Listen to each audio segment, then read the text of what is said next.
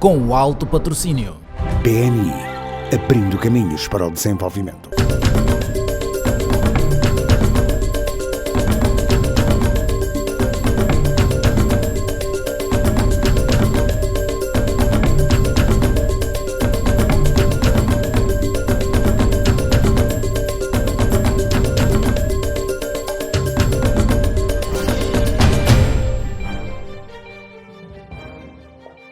Boa noite, está na hora do Semanário Econômico. Bem-vindo.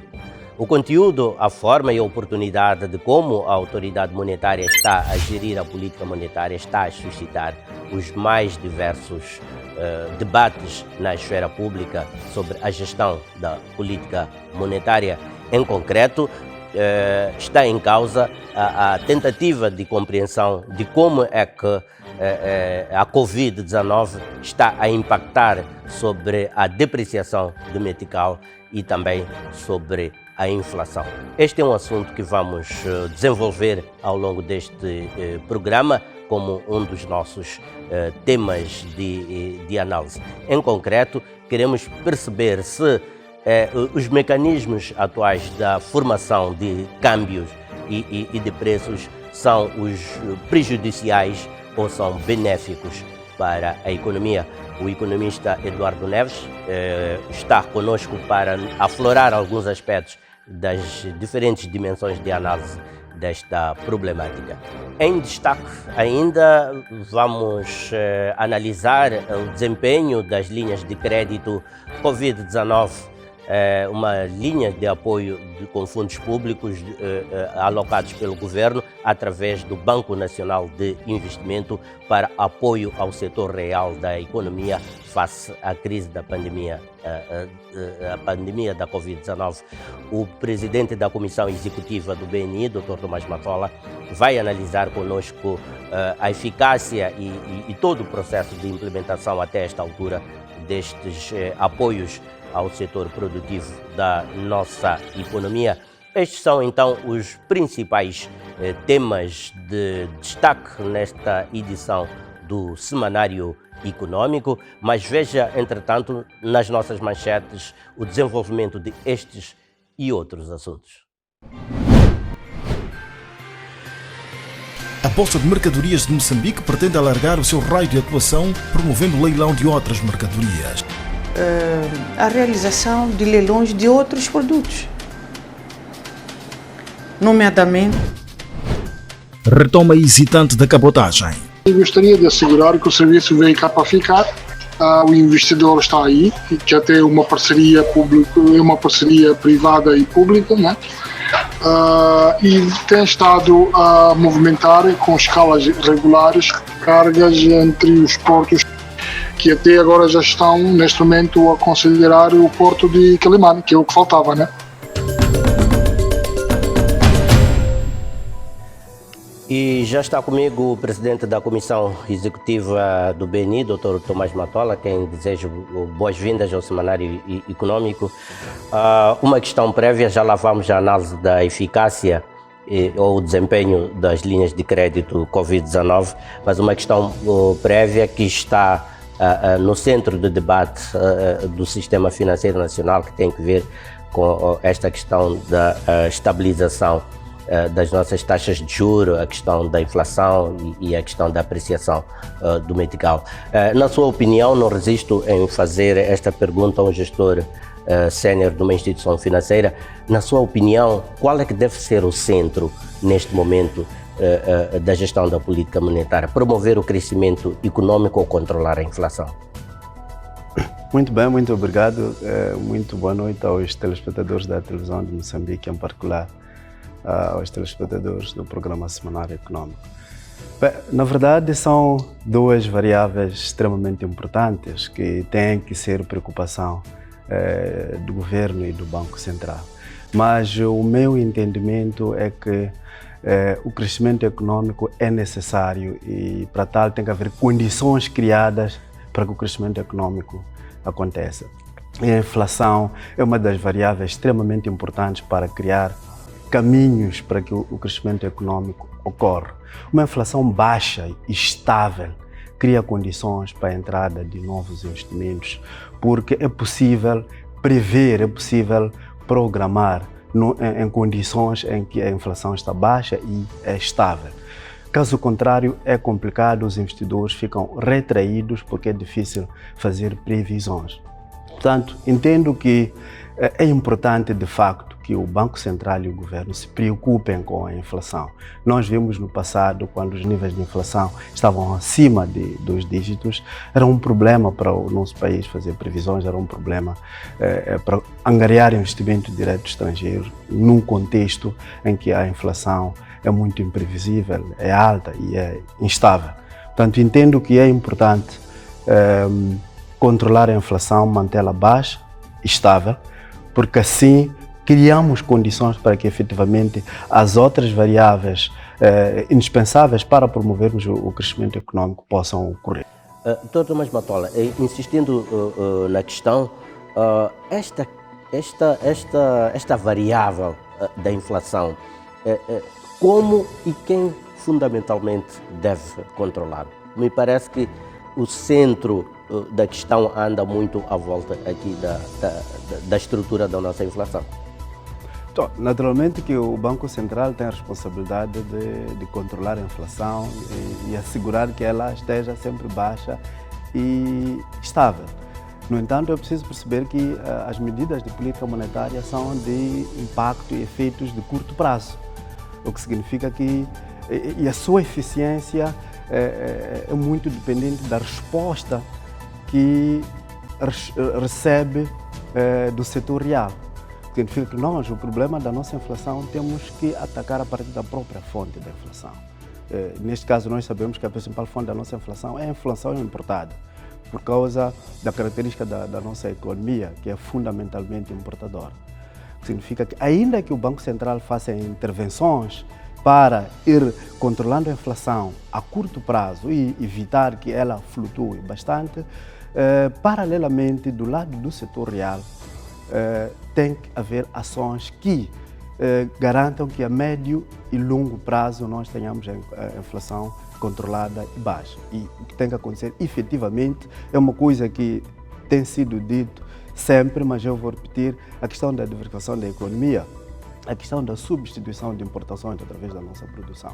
A partir daí, nós estaremos em condições de controlar a inflação sem necessariamente estarmos sempre a utilizar a política monetária, porque a política monetária tem efeitos de curto prazo e muitas vezes, a médio e longo prazo, os efeitos podem ser contrários àquilo que se pretendia com a medida de política monetária.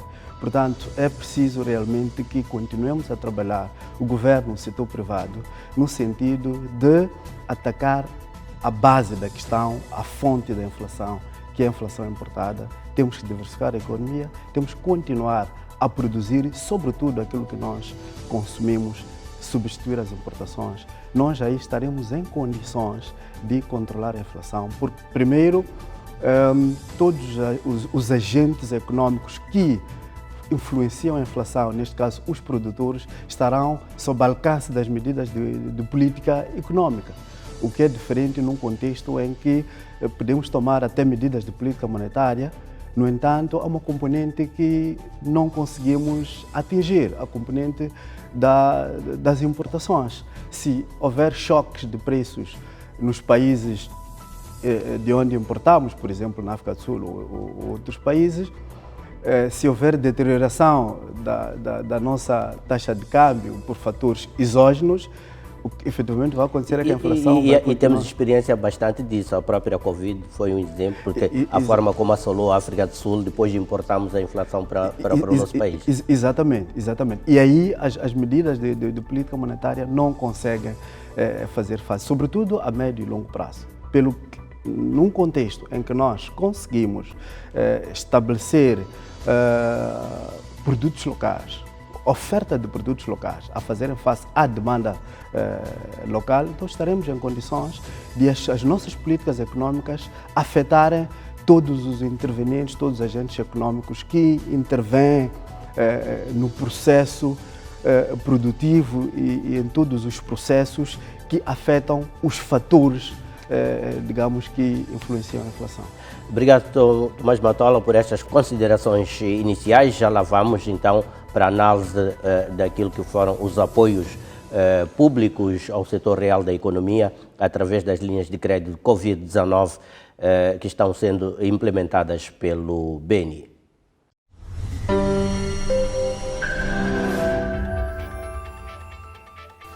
É preciso continuarmos a capacitar, a dar assistência técnica, aquilo que chamamos serviços de apoio ao desenvolvimento de negócios, aos empreendedores, particularmente às pequenas e médias empresas, para eles terem informação sobre as oportunidades, novos nichos de mercado.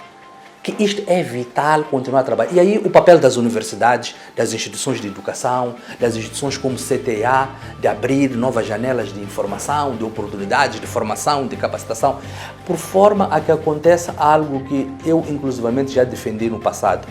Fazer do vírus, do empreendedorismo, um fenômeno de massas em Moçambique.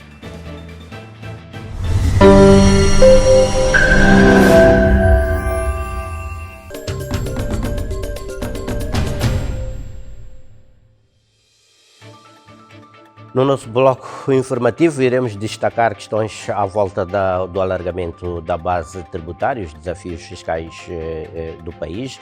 Estima-se que o país perca anualmente cerca de 67 bilhões de meticais, o equivalente a 10% do produto interno bruto, em situações de evasão fiscal e ineficiência do sistema tributário. Incentivos fiscais, principalmente ao setor extrativo, seria significativo para reduzir o déficit que atualmente a economia encontra em termos fiscais e, ao mesmo tempo, resolveria várias dinâmicas que neste momento se apresentam como um desafio para a própria economia. E no âmbito da dinamização do mercado de mercadorias, a Bolsa de Mercadorias de Moçambique vai introduzir a breve trecho a plataforma online de transações eletrônicas que vai conferir, em princípio, maior dinamismo e eficiência ao mercado de mercadorias em Moçambique. Um comprador que está em Niassa pode interagir muito bem com um vendedor ou produtor que está em Cabo Delgado, em Maputo, não é? Online, para a venda ou compra de mercadorias. O outro assunto é na área de serviços, com efeito, após 7 meses da retoma da cabotagem, os operadores da área parecem não perder esperança, mas pelo menos não estão muito animados com os primeiros resultados da retoma desta atividade. Não tem sido aquela aderência maciça que a gente contava fosse, mas como qualquer serviço novo ou qualquer serviço que é retomado, né, tem os seus desafios. Um deles é convencer o mercado, né, que o serviço veio para ficar. Estes os temas com direito a desenvolvimento na presente edição do Semanário Econômico.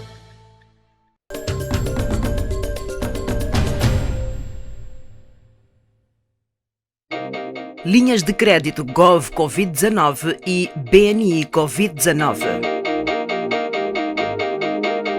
Nos sentimos muito honrados por ter este apoio para garantir que conseguimos ter esta capacidade de comprar os produtos no agricultor, porque os produtos levamos eles pronto pagamento e garantimos e fazemos a entrega ao cliente. Então este apoio que o BNI traz é mais-valia para o sistema da cadeia do agronegócio. Uma iniciativa Governo de Moçambique, promotor BNI.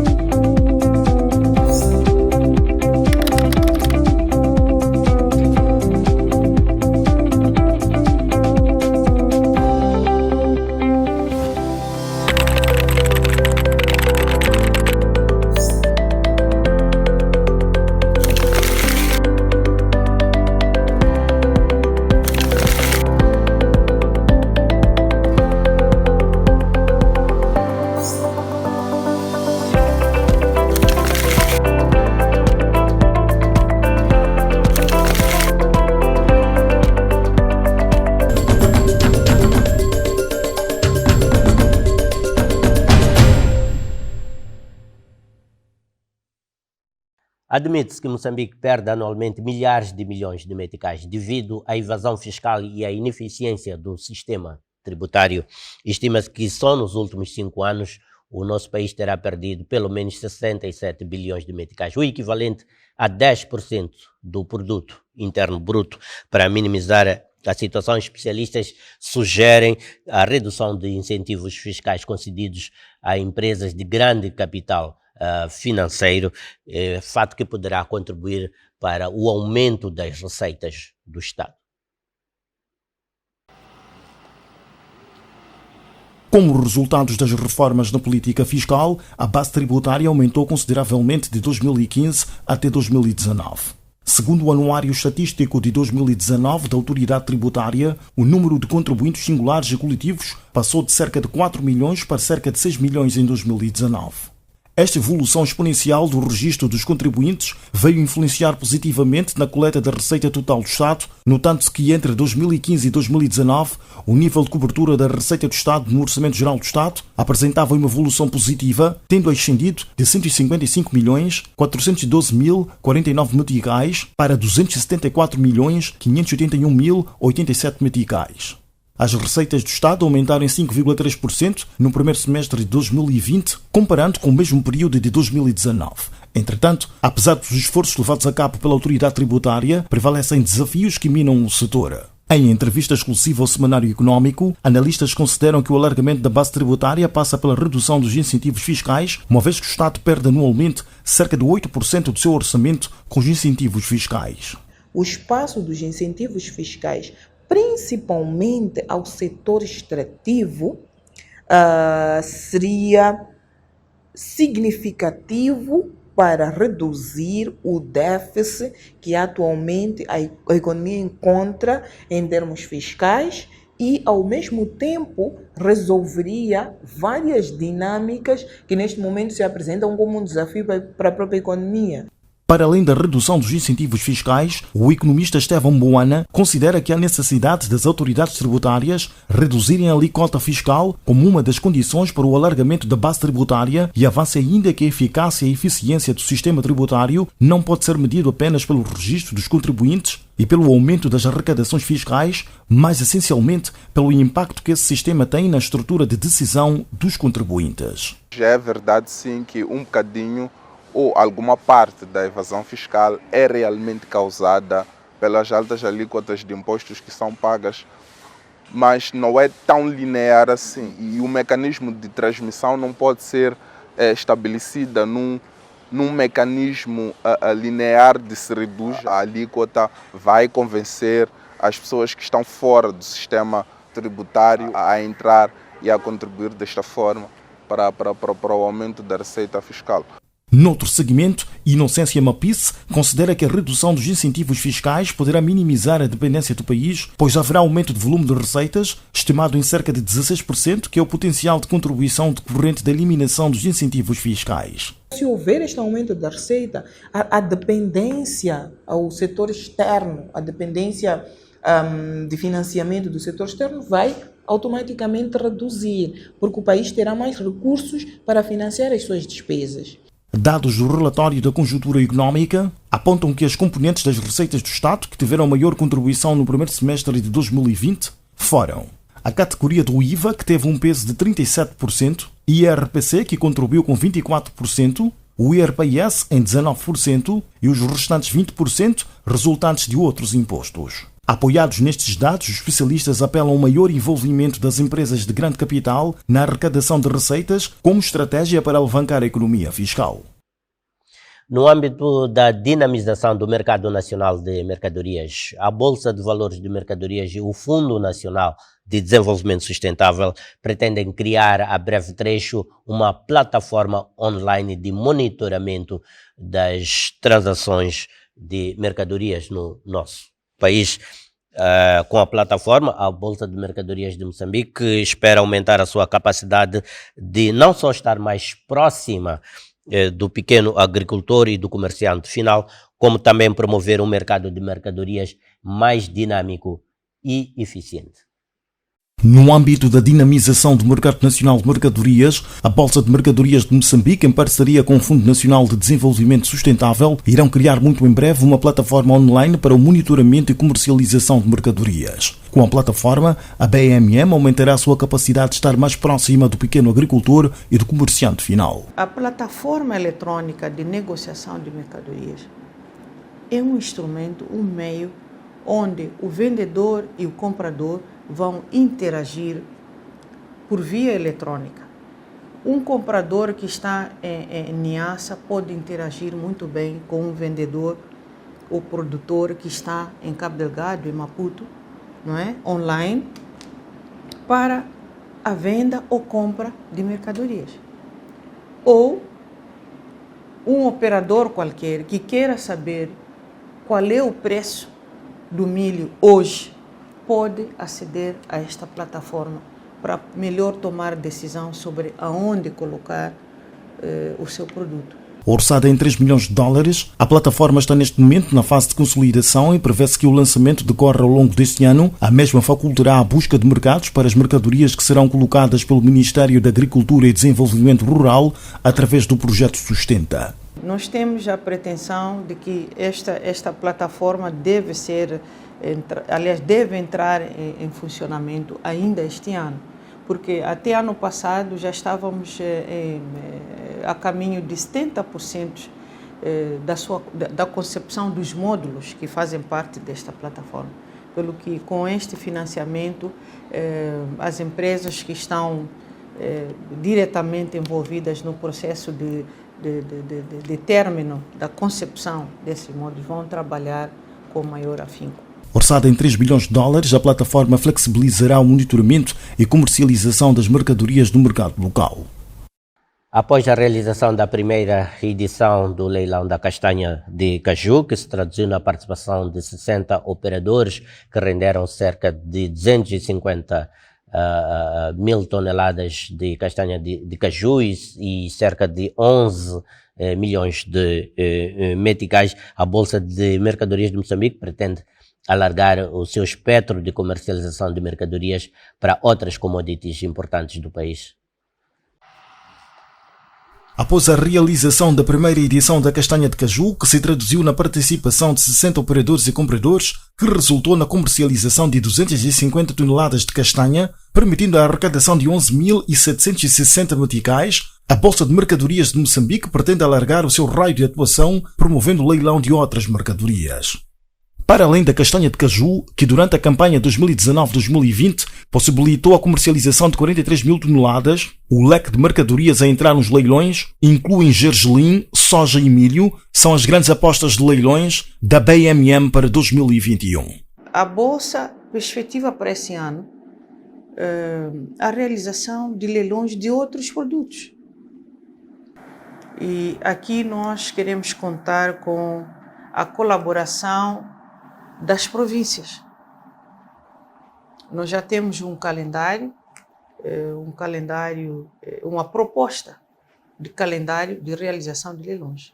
A presidente do Conselho de Administração da Bolsa de Mercadoria, Vitória Daniel Paulo, incentiva pequenos agricultores a aderirem à iniciativa dos leilões e a apostar na compra da semente certificada como garantia de obtenção de produção que responda aos padrões de qualidade exigidos no mercado. Pequenos agricultores devem apostar na equidade da semente certificada para a obtenção de bons resultados.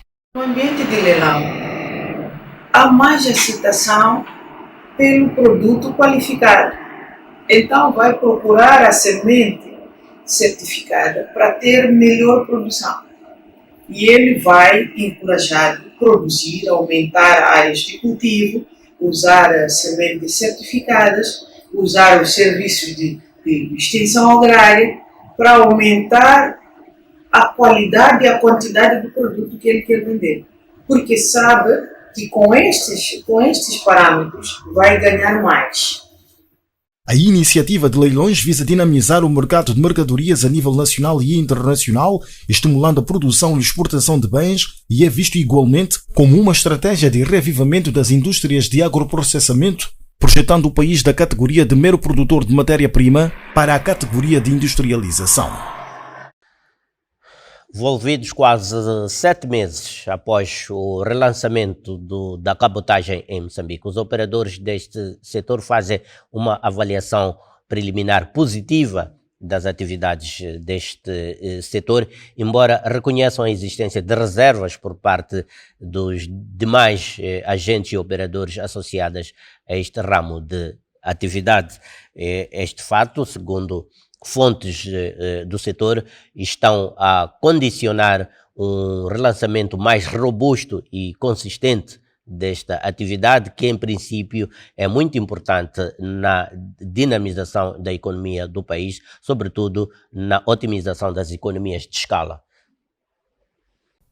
Envolvidos quase 7 meses após a retoma da cabotagem marítima, o setor privado faz avaliação preliminar positiva do processo, embora reconheça a existência de reservas por parte dos operadores e investidores, fato que está a condicionar uma retoma mais consistente que se refletiria fundamentalmente no aumento de volume de mercadorias transportadas.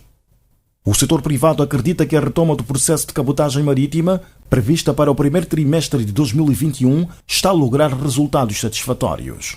Apesar de avanços e expectativas à volta da revitalização do setor, Farouk Assobuji, vice-presidente do transporte marítimo da CTA, considera que ainda há muito ceticismo relacionado aos ganhos a obter com a reativação da cabotagem marítima. Não tem sido aquela aderência maciça que a gente contava fosse, mas pronto, como qualquer serviço novo ou qualquer serviço que é retomado, né? Tem os seus desafios. Um deles é convencer o mercado, né, que o serviço veio para ficar. Já houveram 2 debaldes no passado e acreditamos nós que há certo ceticismo ainda relativamente a esse serviço. Mas gostaria de assegurar que o serviço veio cá para ficar. O baixo volume de mercadorias transacionadas constitui um dos principais constrangimentos que marcou a reativação do setor, na medida em que a previsão inicial era preencher 80% da capacidade do navio, tendo em conta que a embarcação tem uma capacidade de 260 contentores, podendo transportar outras mercadorias de volume não contentorizado. Contava-se com volumes suficientes para encher ou quase ocupar pelo menos volta de 70% a 80% do navio que tem, né? Contra os 50% com que andam agora, né?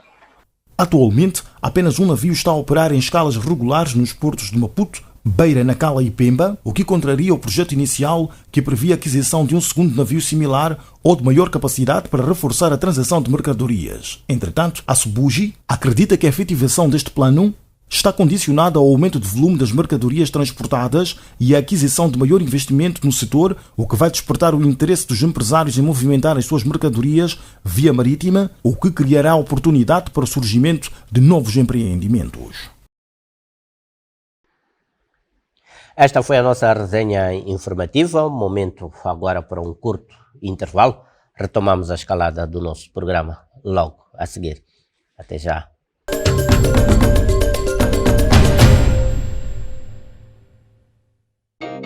Linhas de crédito Gov Covid-19 e BNI Covid-19. Este é o melhor crédito que uma empresa pode receber no mercado. Com a situação da Covid, com liquidez limitada, alguns empregos seriam perdidos. O BNI realmente traz serviços que adequam-se àquilo que é a realidade da agroindústria do nosso país. Uma iniciativa Governo de Moçambique, promotor BNI. Linhas de crédito Gov Covid-19 e BNI Covid-19. Nós tivemos esse apoio e beneficiou-se muito. Até conseguimos pagar os trabalhadores que estavam atrasados, uns 3 meses, 4 meses de salário. Graças a Deus e graças a esse apoio que nós saímos dessa crise. E graças a Deus estamos a trabalhar bem mesmo, todos os trabalhadores estão a manter nos seus setores. Uma iniciativa Governo de Moçambique, promotor BNI.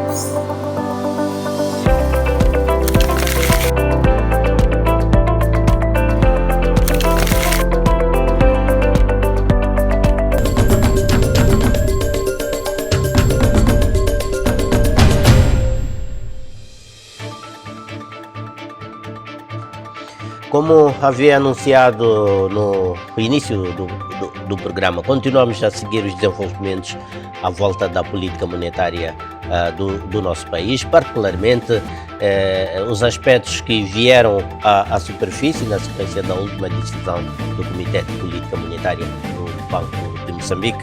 O Dr. Eduardo Neves está conosco para analisar ou ajudar-nos a perceber a racionalidade por detrás destas medidas e a sua execuibilidade, e vermos também quais as perspectivas que se podem anunciar com alguma coerência para aquilo que pode vir a ser a situação económica do país. Dr. Eduardo Neves, a pandemia da Covid-19 veio a destapar um conjunto de aspectos que de outra forma se calhar continuariam um pouco dissimulados no emaranhado das dificuldades económicas do nosso país. Olhando para os mais recentes acontecimentos, Covid-19, inflação, taxa de câmbio, é possível estabelecer uma ligação direta e lógica entre estes eventos e que culminem no posicionamento que vem sendo assumido pelas autoridades monetárias? Muito obrigado. Obrigado por convite. É sempre bom estar nesses debates e prestar uma mão, né, para o entendimento dos fenômenos dessa natureza. A grande questão aqui é estabelecer uma relação direta, porque se formos a olhar não só em Moçambique como a maior parte das economias, o que aconteceu é que a inflação não reagiu da mesma maneira, porque depende dos padrões, né? Para nós dizermos que houve um impacto direto, tinha que ter havido uma mudança no padrão, por exemplo, de consumo, de produção, etc., de forma clara, evidente, e aí íamos, quer dizer, não haveria muito equívoco para dizer o que não se verificou. Direta. Exatamente. Porque durante, por exemplo, quando o Covid aparece, e sabemos que é uma pandemia e já tinha começado o resto do mundo, não houve uma subida galopante dos preços. Portanto, é um fenômeno que, pelas previsões do Banco de Moçambique, começa a ser um problema tanto no final do ano e agora nos princípios deste ano. Para resolver um problema de saúde pública, o governo introduziu algumas medidas restritivas. Mas antes da introdução dessas medidas restritivas, o país já vinha de uma escalada de crises. E o nosso PIB estava em decréscimo. E, em resultado desse decréscimo, há um conjunto de medidas que estavam sendo tomadas para a retoma da economia, e depois aparece o Covid. Então, a interação entre essas várias forças, tanto dificultam dizer claramente que quando houve Covid, depois houve esta... As respostas que foram sendo dadas, quer do lado fiscal, quer do lado monetário, foram as mais apropriadas, atendendo aos fenómenos que estávamos a assistir, ou eventualmente haveria outras medidas que pudessem ser tomadas? Qual deveria ser a maior preocupação? Ok, sem querer fugir do nosso foco da inflação, o Banco de Moçambique, felizmente, sempre conseguiu conter a inflação em níveis, portanto, que eles julgam ideais para a economia. E sempre mexeu com as suas variáveis, tanto instrumentais, para conseguir fazer isso. Portanto, há um mérito nisso. Agora, fora disso, disse que houve outras medidas fiscais, monetárias, que é um conjunto de elementos que acontecem que acaba dificultando todo o processo. Então, fica um pouco difícil desenhar uma medida que seja clara, direta, de apoio às empresas. Então, tem que ser um conjunto de formas. E na incapacidade, por exemplo, de termos as firmas, porque nós não temos seguro, por exemplo, para casos de desemprego, né? Em que podemos ir a um saco e tirar recursos para apoiar para as firmas manterem os trabalhadores a funcionar, ou para aqueles, quer dizer, o que devia acontecer é que as firmas deviam reduzir a força de trabalho e, sendo, portanto, redundantes, eles deviam ter uma forma de apoio, né? Para continuar, pelo menos, um determinado nível, que não fosse 100% do salário, mas que lhes pudesse manter tanto alguma dignidade na família, etc. Não temos nesse luxo. Então as firmas são obrigadas a manter aqueles trabalhadores. E esse esforço que é imposto às empresas requer, de fato, um determinado tipo de alívio. E é esse alívio que tentou-se fazer por causa das empresas. Portanto, agora, se foi efetivo ou não, é discutível. Porque o mérito é que houve uma tentativa de fazer esse alívio. Portanto, tanto em termos financeiros, como em termos portanto, prático. Por exemplo, no caso do adiamento de pagamento de impostos e aqueles setores que trabalham diretamente com produtos e serviços da saúde, houve também uma tentativa de alívio em termos de facilidades de importação ou mesmo de produção, né, de alguns desses bens e serviços. Agora, para a maior parte das empresas, a ideia seria que eles deviam ter uma forma de alívio, provavelmente uma forma de redução da carga fiscal, ou então adiamento dessa carga fiscal. Porque o que está a acontecer é que as empresas têm que fazer antecipadamente alguns pagamentos. E em situações em que elas estão com dificuldades, as antecipações ficam um problema gravíssimo. Voltando para a nossa questão de partida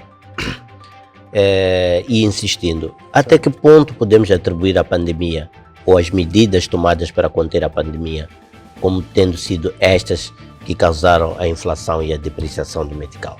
Então, diretamente é difícil estabelecer esse nome. Agora, que existe alguma influência, existe.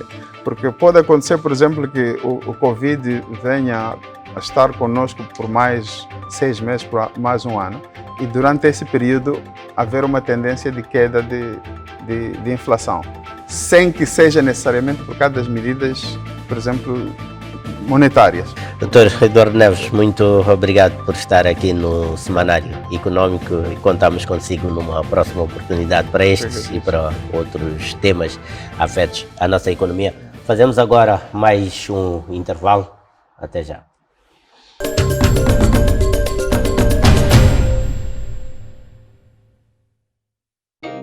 Linhas de crédito Gov Covid-19 e BNI Covid-19. Um impacto positivo porque nós conseguimos suprir algumas despesas que estávamos em aberto, reforçamos o nosso fluxo de caixa e conseguimos pagar custos com fornecedores, bem como alguns salários que estavam em atraso. Uma iniciativa Governo de Moçambique, promotor BNI. Um banco em Moçambique que abre caminho para o desenvolvimento do país. Ajuda Moçambique a andar para a frente, construindo as ligações para o futuro. Respeita o potencial dos recursos naturais, colocando-os ao serviço dos moçambicanos. Pulsa com a energia da nossa terra, fazendo-a crescer com mais eficiência. Semeia a esperança, preparando um futuro próspero. Promove a inovação, dinamizando a economia e criando novas oportunidades de negócio. BNI é o banco que faltava. É o banco que faz a diferença. BNI, milhões de braços, uma só força.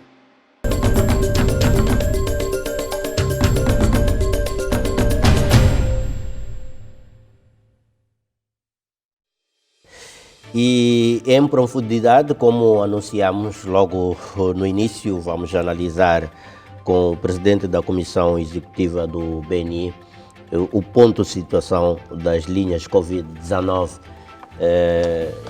Dr. Tomás Patola, envolvidos perto de 7 meses, num contexto particularmente crítico, o BNI lançou estas linhas de crédito.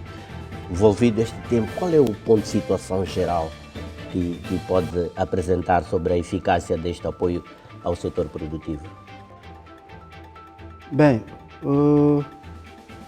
envolvidos cerca de 7 meses depois que nós iniciamos a implementação das linhas de crédito Covid, podemos dizer que os nossos objetivos estão parcialmente atingidos, porque ainda continuamos a trabalhar, o processo ainda não fechou.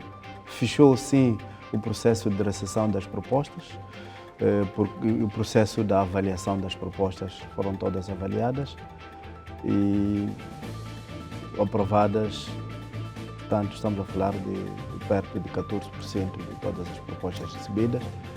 E neste momento estamos no processo de desembolso que ainda continua. Era nosso desejo que também já tivéssemos fechado o processo de desembolsos, mas infelizmente isso não depende de nós, depende mesmo dos próprios proponentes, beneficiários, porque nesta fase eles é que têm que ser mais rápidos na disponibilização da informação necessária para a formalização dos contratos, para a formalização das garantias. Neste momento, todas aquelas propostas cujos valores ainda não foram desembolsados é exatamente porque estamos à espera da informação por parte dos próprios proponentes. E olhando para o plano em curso, o BNI pensa que até quando poderá, atendendo ao ritmo em que as coisas estão a acontecer, até quando é que terá atingido 100% dos desembolsos para as propostas aprovadas? Relativamente aos desembolsos, fica um pouco difícil fazer qualquer previsão, porque há uma variável que nós não controlamos, que é mesmo dependente dos próprios proponentes. Portanto, eles é que têm que juntar os documentos para nós podermos fazer o desembolso. Bom, nós gostaríamos que já tivéssemos completado. Bom, eu gostaria que este mês, o próximo mês, terminasse. No entanto, pode não acontecer exatamente porque... Mas acredito que o BNI não há de ficar à espera ad eterno.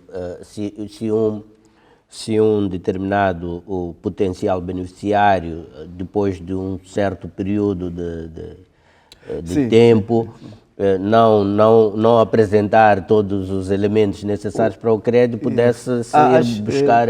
Normalmente as fichas técnicas,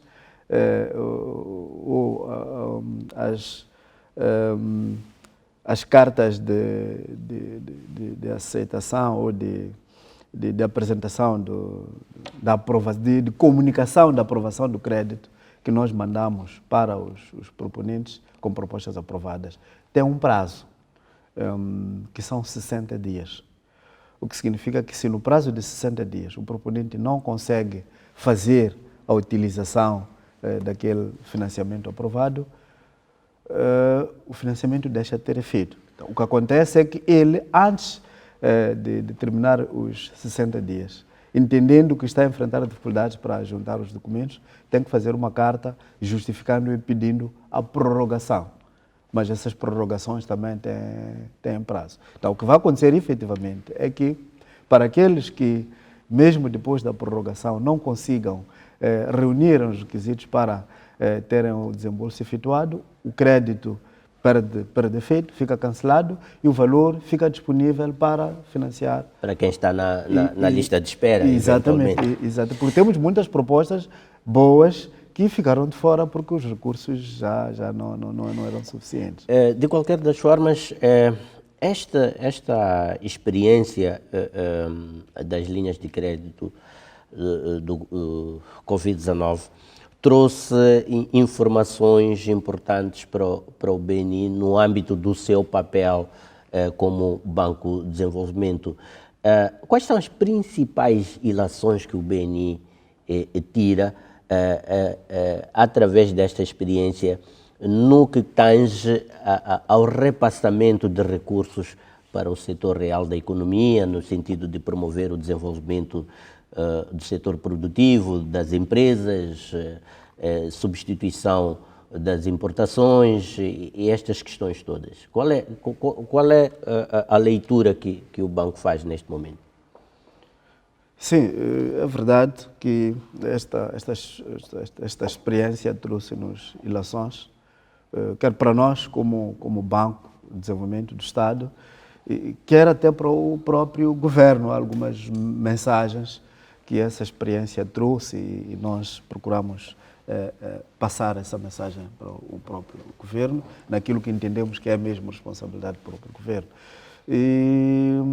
Primeiro, veio demonstrar que, e essa é uma experiência, é uma ilação mesmo, é uma mensagem para todos, sobretudo para o sistema financeiro, esta experiência veio demonstrar que a oferta que o sistema financeiro tem para a economia provavelmente não seja aquilo que efetivamente a economia procura. A oferta que o sistema financeiro tem para as empresas provavelmente não esteja ajustada àquilo que são as reais necessidades das empresas. Por quê? Porque a quantidade de propostas que nós recebemos para o montante que estava disponível e a avaliação que nós fizemos, percebemos que o que motivou as empresas a aderirem massivamente a estas linhas foi mesmo a questão das condições, particularmente as condições de preço, que são as taxas de juros. Portanto, as taxas de juros muito baixas. E isso ficou claro, os próprios empresários proponentes confessaram que definitivamente um crédito destes nestas condições é o que eles procuram. É efetivamente o que eles procuram. Mas também olhando para as várias propostas e olhando para alguns setores, como a agricultura, por exemplo, e olhando para aquilo que são os retornos esperados de cada um desses setores, pode-se também depreender que não é fácil desenvolver uma atividade econômica, ter um retorno que esteja em condições de fazer face às taxas de juros que são praticadas no mercado pelo sistema. Portanto, esta é uma mensagem das empresas de que provavelmente o próprio sistema financeiro, como um todo, o Banco Central, os próprios bancos e, naturalmente, o próprio governo, tem que se repensar naquilo que é a oferta do sistema financeiro e provavelmente naquilo que são os determinantes que afetam as condições de pricing que os bancos apresentam à economia, no sentido de que forma nós podemos trabalhar em conjunto no sentido de conseguirmos naturalmente baixar as taxas de juros para níveis que são ajustados ao perfil de risco e sobretudo, de retorno das empresas. Eu acho pela análise que faço, que eventualmente esta experiência pode contribuir para o estabelecimento de um paradigma, porque esta discussão do desencontro entre a procura e o tipo de oferta nos serviços financeiros é uma discussão de barbas brancas e parece que virou mesmo uma conversa de surdos. Por um lado, as empresas a se queixarem sistematicamente das questões de pricing, como referiu, e as instituições de crédito a dizerem que as empresas não oferecem segurança ou garantias para que, do ponto de vista de risco, para que possam se beneficiar de um crédito com melhores condições, incluindo de preço, né? Sim, eu ia para aí. Portanto, do lado das empresas, ou naquilo que, no meu entendimento, é a responsabilidade das empresas. Mas antes disso, entendo que este é um problema estrutural. Não é necessariamente um problema dos bancos em si, porque os bancos têm critérios para a determinação das taxas de juros. A taxa de juros tem uma estrutura e uma componente importante na estrutura da taxa de juros é o custo de funding. Portanto, o banco não tem dinheiro, o banco utiliza recursos alheios, portanto, mobiliza dinheiro que tem que também pagar. Portanto, o custo de financiamento do próprio banco é determinante na determinação da taxa de juros. E depois tem uma componente, naturalmente, que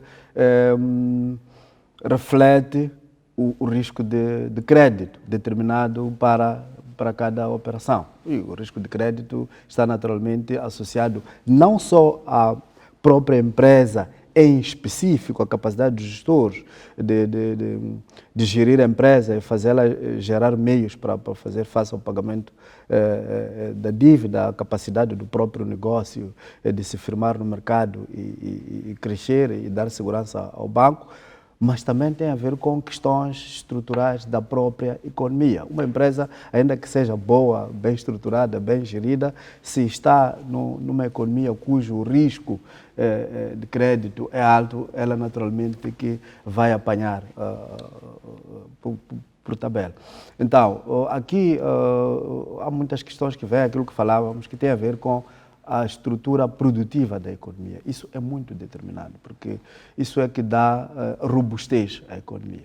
Portanto, nós efetivamente temos que começar, e já há muito trabalho que está sendo feito, o governo tem muitas iniciativas nesse sentido de apoiar o setor privado para a dinamização da produção, a diversificação da produção é determinante e o aumento da oferta de produtos domésticos, isso é determinante, porque isso permite aquilo que falávamos da substituição de importações e dá maior robustez à economia e cria condições para que haja, digamos, as medidas de política econômica sejam mais eficazes, porque elas são tomadas e os visados são influenciáveis, estão aqui. Portanto, se é uma medida de política econômica que é tomada para alterar alguma variável produtiva, os produtores estão aqui, são afetados, mas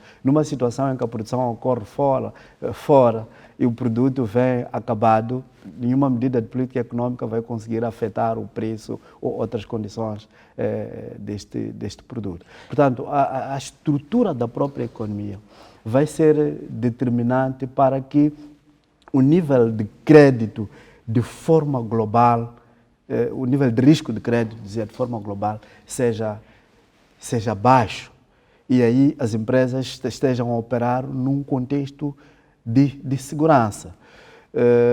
E aí nós teremos uma situação de facto que, de uma forma geral, os bancos poderão fazer spreads mais baixos, porque o risco de crédito determinado para os projetos, para os setores é baixo. Naturalmente que individualmente vai-se calcular o nível de risco de crédito de cada empresa em função das características específicas da empresa, mas de uma forma global estaremos a operar num contexto em que as coisas estão melhoradas. Agora, voltando já para as próprias empresas, e é uma das eleições também que nós tiramos, já que estamos a falar das eleições tiradas nesta experiência, nós constatamos que as empresas têm muitos desafios do ponto de vista organizacional. Muitas empresas, nós constatamos isso, infelizmente, não estão organizadas, não têm contas organizadas, umas de forma inocente vão funcionando sem contas organizadas, outras intencionalmente. Exatamente por causa, naturalmente, da intenção de fugir algumas obrigações. Nós tivemos casos concretos disso. Então, para o primeiro caso, as empresas vão funcionando, não têm contabilidade organizada. Olha, a contabilidade organizada não é necessariamente aquela contabilidade formada. Em alguns casos, dependendo do tamanho das empresas, é um simples registro. Você desenvolve uma atividade, faz uma venda, faz uma compra. Ter um livro onde faz o registro, até para o seu próprio controle. Em alguns casos, nós relaxamos os requisitos para as microempresas, em que nós dizíamos, queremos a cópia do seu livro de registro de compras e vendas. Nós vamos analisar com base nessa informação. Isso vai nos dar uma ideia do que você vende, o que você compra. Porque nós não podemos dar dinheiro sem ter uma ideia de como é que é a sua atividade. E houve dificuldades. E houve dificuldades, de fato. Então, esse é um grande desafio que as empresas têm e nós temos uma parceria muito importante com a CTA. Vamos trabalhar com a CTA no sentido de vermos de que maneiras nós podemos apoiar as empresas a ultrapassarem esses problemas. Mas sempre também o BNI tem esta componente também. Sim, temos responsabilidade. Da assessoria financeira. Exatamente. Estamos a conversar já. Penso que em breve vamos ter resultados mais palpáveis com a ordem dos contabilistas e auditores de Moçambique no sentido de desenharmos um projeto conjunto para apoiar as pequenas e médias empresas na sua organização, particularmente em questões contabilísticas. Portanto, isso é uma coisa que nós vamos fazer, vamos dar o nosso contributo, e, portanto, relativamente a esta questão. Mas esse é um desafio muito importante e, se efetivamente nós pretendemos construir um país, um setor privado forte e dinâmico, até para ser capaz de fazer face à concorrência no contexto do local content, nos projetos, nos megaprojetos, nós realmente temos que preparar as nossas empresas para que elas estejam organizadas, porque o que nós assistimos foi de dramático. facto muito dramático, foi muito dramático. Bem, como disse, são questões estruturais, indicam que temos pelo menos mais 5 minutos de conversa. Voltando à questão das linhas de crédito, quando olha para a distribuição dos créditos, com que imagem é que fica e qual é a característica principal da distribuição desses créditos? Sim, digo por setores. Por setor, sim. Não, realmente a distribuição também traz um elemento extremamente importante. Nós temos aqui o comércio a liderar, com perto de 30%. E comércio, deve imaginar, é compra e venda. Provavelmente não seja o que desejamos ou o ideal. Felizmente, em segundo lugar, temos aqui a avicultura e pecuária. E, felizmente, recebemos muitos projetos de avicultura e pecuária também, mas, sobretudo, avicultura, produção de frangos, ovos e alguns projetos de toda a cadeia, produção, processamento, até a colocação do produto final. Portanto, esse foi um ponto positivo que nós constatamos. E percebemos que está a despontar pela quantidade e o tipo de projetos que nós recebemos. Percebemos que está a despontar a indústria transformadora do setor alimentar. Eu acho que seria importante realmente continuar a haver incentivos nesse sentido, porque isso é muito importante. Esse é um setor que contribui sobremaneira para a substituição de importações, porque quando começamos a transformar a nossa produção em produtos manufaturados, acabados alimentares, nós paramos de ir à África do Sul e comprar isso e passamos a comprar aqui. Portanto, foi um elemento importante que nós constatamos e queríamos apelar a quem de direito. Nós vamos fazer a nossa parte para continuar a incentivar a indústria transformadora alimentar. Depois temos a agricultura, que recebemos de facto algumas propostas com agrado, porque num contexto em que não se podia importar nada por causa das restrições impostas pela pandemia, era importante que se produzisse, e recebemos propostas do setor da agricultura, quer na componente de produção em si, quer na componente de processamento e comercialização, sobretudo, mas a percentagem não é muito significativa. O que é reflexo da nossa realidade econômica, não é? Somos pouco produtivos, temos mais comércio, então... E temos educação, mas pronto, no caso da educação é perceptível, porque as escolas estavam encerradas, os empresários tinham responsabilidades com os professores e outros custos fixos, naturalmente, que eles tiveram que aderir, mas este é um setor que entendemos que é muito viável e não é... Com pouco risco, né? Com pouco risco, mas também não é, digamos que, carenciado de crédito como tal, porque é um negócio perfeito.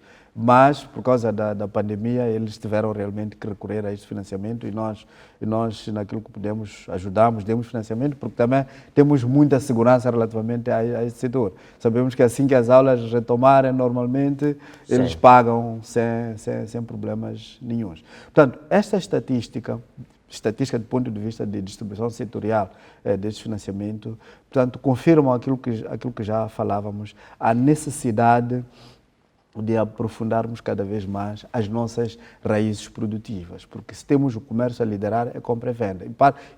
Provavelmente parte significativa desses produtos que foram comercializados ou são comercializados são produtos importados. Portanto, é mais um recado daquilo que são as nossas responsabilidades. Mais uma evidência daquilo que devem ser também as nossas prioridades do ponto de vista da estruturação da nossa economia. Tomás Matola, eu agradeço por estar aqui no Semanário Econômico a fazer estas inferências sobre este exercício que o BNI está a fazer, nomeadamente a concessão destes apoios às empresas neste contexto de crise. Continuaremos a seguir a par e passo o andamento disso, mesmo porque as experiências dos beneficiários são para nós elementos importantes de análise no âmbito do trabalho que estamos a realizar. Muito obrigado. Queria agradecer e despedir, mas aproveitando, portanto, esta oportunidade para apelar a todos os proponentes beneficiários que ainda não receberam seus desembolsos para rapidamente completarem os documentos para ver se nós fechamos o processo, que é para começarmos a avaliar os impactos de forma completa, concreta. Estamos felizes, os projetos que nós desembolsamos até agora já estão a gerar impactos.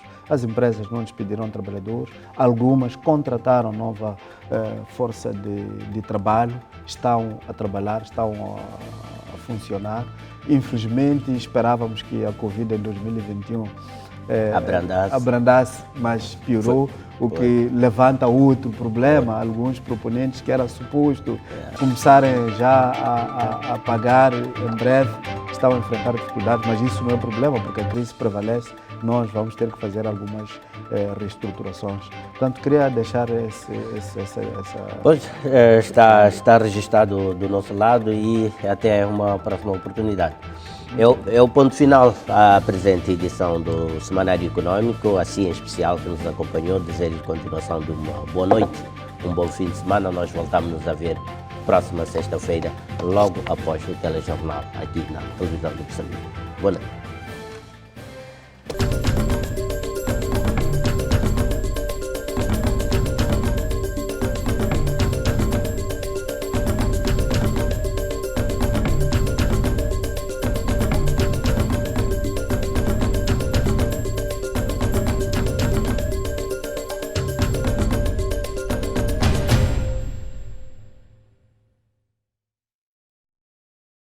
Com o alto patrocínio. BNI, abrindo caminhos para o desenvolvimento.